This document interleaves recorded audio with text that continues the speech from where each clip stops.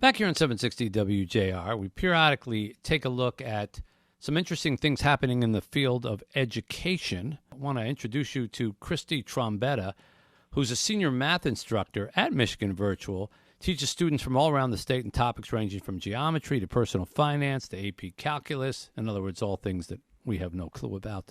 She's been teaching high school math for nearly 20 years, and she joins us on the program. Hi, Christy. Hi, Mitch. Thanks for having me. So you taught face-to-face classroom for a long time before switching over to online instruction.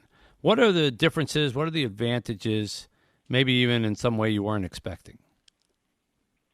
Well, teaching face-to-face, I really focused a lot on creating lesson plans and, engaging activities and projects and assignments for my students.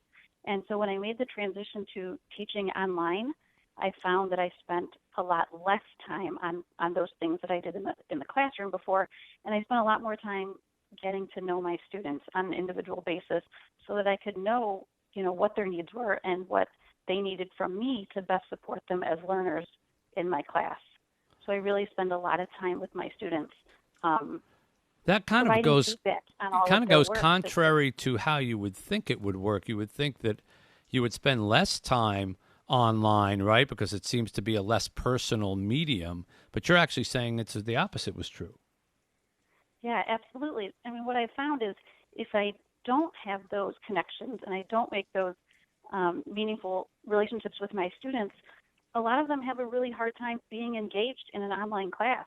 So I feel like it's so important for me to reach out to them immediately and frequently while they're in my class to keep that connection there so that they're really comfortable coming to me when they need help or responding to me when I reach out to them because I feel like they need a little bit of extra, something to get them going. Did it help that almost everybody, for some stretch of time anyhow, was kind of a virtual learner over the course of this past year?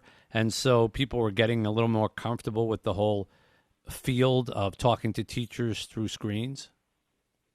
I think it has helped. It's been an interesting year for us at Michigan Virtual because we have a different type of student this year than we've had in the past because so many students, had to switch to online learning due to the pandemic. So we almost had to take a little bit different approach than we did in the past to kind of teach the students that are new to online learning what it means to be an online student and what it means to schedule their time and plan it in a way that they didn't have to do in a traditional face-to-face school. Yeah. So it's been interesting in that way. And you talked about relationships with your kids.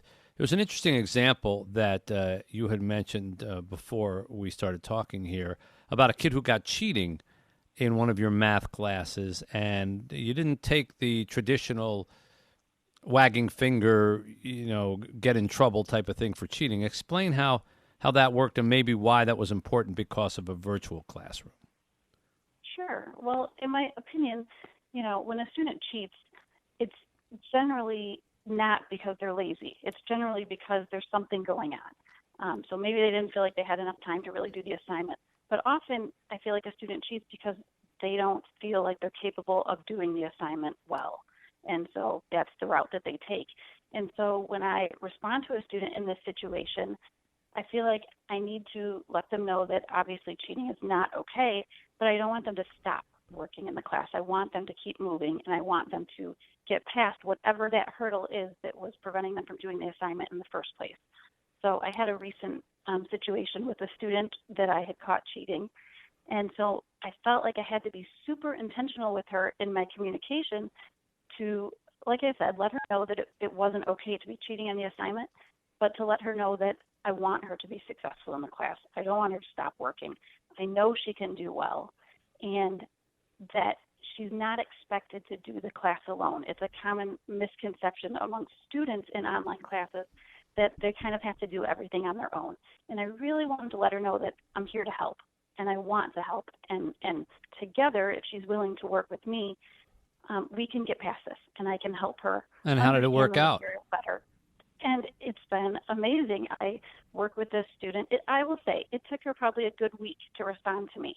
But when she did, we began meeting on a regular basis online, and she started out very shy in the beginning and head was always down and just, not super confident. And it's been weeks now, and every time I meet with her, she has a smile on her face. She's excited to show me the work that she has produced and, always has questions for me to help with. And it's just been a complete 180 for this student.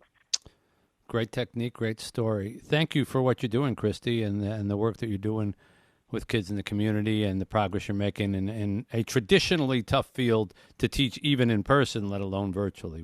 We appreciate it. Well, thank you.